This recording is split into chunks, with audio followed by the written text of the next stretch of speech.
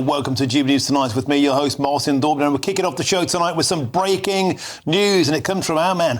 Please go ahead to Chris Hope. Chris, you've got a sizzling exclusive for us. Tell us more. That's right, Martin. We're tracking, aren't we, in recent weeks, former Tory MPs jumping ship to reform UK. We know about Dame Andrea Jenkyns, the new mayor for Greater Lincolnshire, Marco Longhi in January. More recently, Ross Thomson, the Scottish Tory MP, formerly, and Marie Morris. They've joined in the past 2 weeks. A big name has joined tonight, we can reveal. He's called David Jones. He's a former Tory MP, a former Tory Cabinet Minister, Welsh Secretary under David Cameron, 2012-2014, a Tory member for 50 years, a Brexit Department Minister when Theresa May was Prime Minister.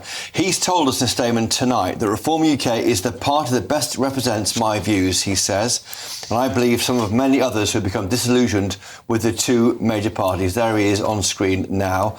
Across the country, David Jones says, people are rightly concerned about the rising cost of living, the escalating crisis of illegal immigration and the steady erosion of our national sovereignty. Neither the government nor the official opposition, the Tory party, is addressing those issues with the urgency or resolve they demand. Indeed, the government is actively surrendering our sovereignty at an alarming rate. He, of course, was deputy chairman of the European Research Group of Tory MPs, a kind of an absolute prime Spartan Brexiteer, so sovereignty matters to him.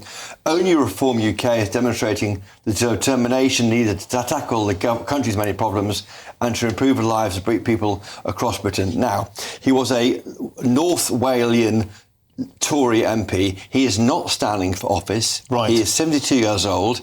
He served with distinction as an MP. He's a member of the party for 50 years, but he's had enough. And that is fascinating. You have someone here, I think, who is trusted by the Tory right, someone who did a lot of the thinking on the Tory Brexiteer right.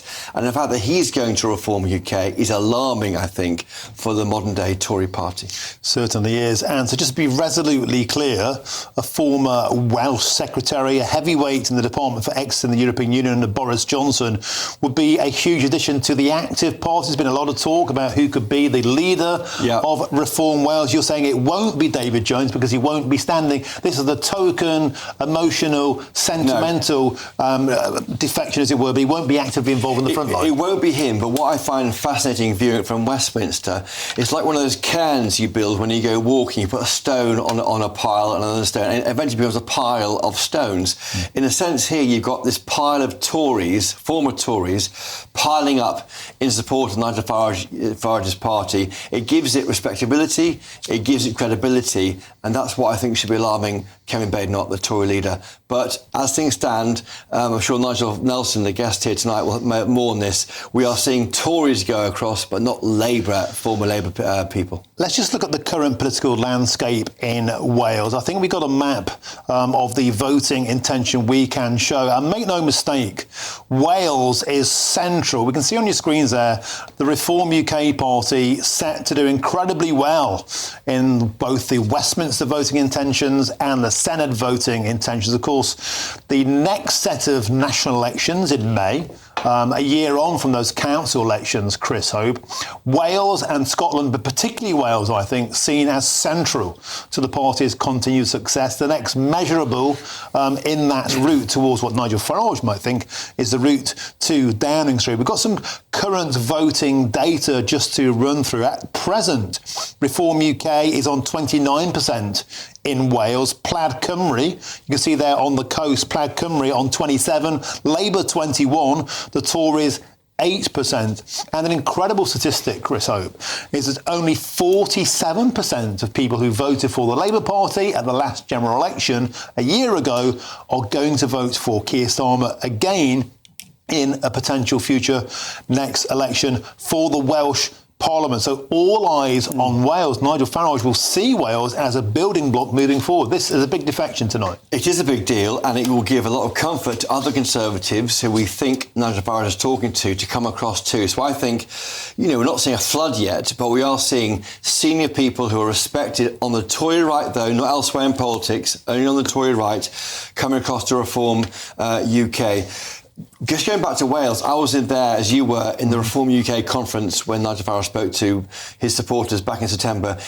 I was fascinated by what a line he said. He said vividly, there are two words that matter to me right now. It's the DEHONT system, DEHONT system. And proportional representation. And that means in Wales, they're expanding their proportional representation. They're almost doubling the number of AMs, assembly members who can be there, under the DEHONT system. And that means the more votes you rack up, the more Senate members you get. And DEHONT, the way they're reshaping the electoral system in reform, in Wales, is going to really help reform next year. And it's worth pointing out on this current modelling before defection, the projection for the Senate for the Welsh Parliament, Reform 34 seats, Plaid Cymru 30, Labour 21, Conservatives 8. That would mean, Nigel Nelson, GB News' senior political commentator, not only is this 10 councils that Reform could control, but they could, for the first time, control the country. Yes, but bear in mind that would be a hung parliament rather than an outright majority. So you would expect some of the others to get together to stop Reform governing. I mean, I'm not taking away their achievement. They're quite clearly on a roll, and I think that David Jones' defection is another sign of that. But really, to make a complete breakthrough, I think that they've got to, first of all, they really need an existing Tory MP to come across to them.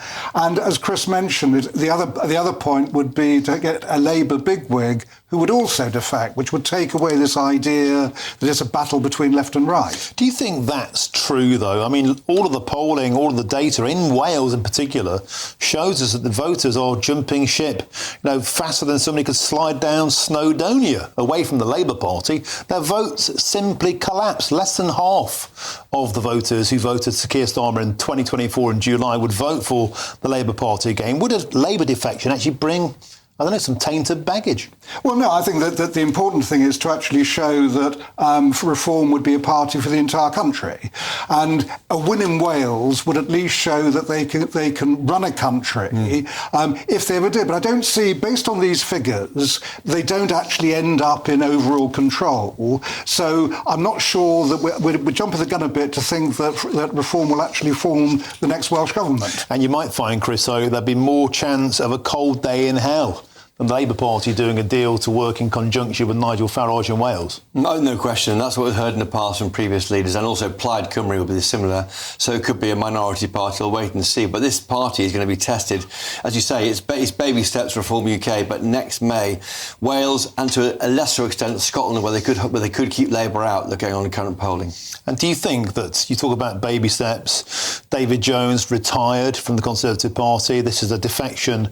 As an MP, not from the party. Right. So he quit the party last October after 54 years with a letter to the party chairman. That's right. And he informed he would not renew his membership in October 2023 and received no reply to that letter, apparently. According to, he says after 54 years he received no reply from the then chairman, and then he joined Reform UK when his membership lapsed in January. Meanwhile, Chris, a lot of people speculate, as ever, about could there be a defection, a big beast, as it were, all sorts of to chatter. the main party in Westminster. Well, I think what's stopping it happening is the uncertainty over Kemi Badenoch, because I think that all the talk outs in the bars around Westminster is how is she doing? Can she last? She's got a very difficult hand. She hasn't yet given a single speech to the Tory party conference as leader. Don't forget, she hasn't happened yet. She was made leader last November. So she hasn't really been tested, and MPs over there, they can't send letters of a lack of confidence in her until after that deadline passes in early November. So we are really at the very beginning of Kemi Badenoch's time as leader. I think people, because of the uncertainty about her, because it's a really hard hand she's been dealt with by this landslide victory last July. Will she hang around? Will Robert Jenrick come in? James Cleverly, other names being touted. And if you're an ambitious Tory party MP, why would you jump ship to a new party with the uncertainty of that with Nigel Farage when you may have a new leader within a year in the Tory party?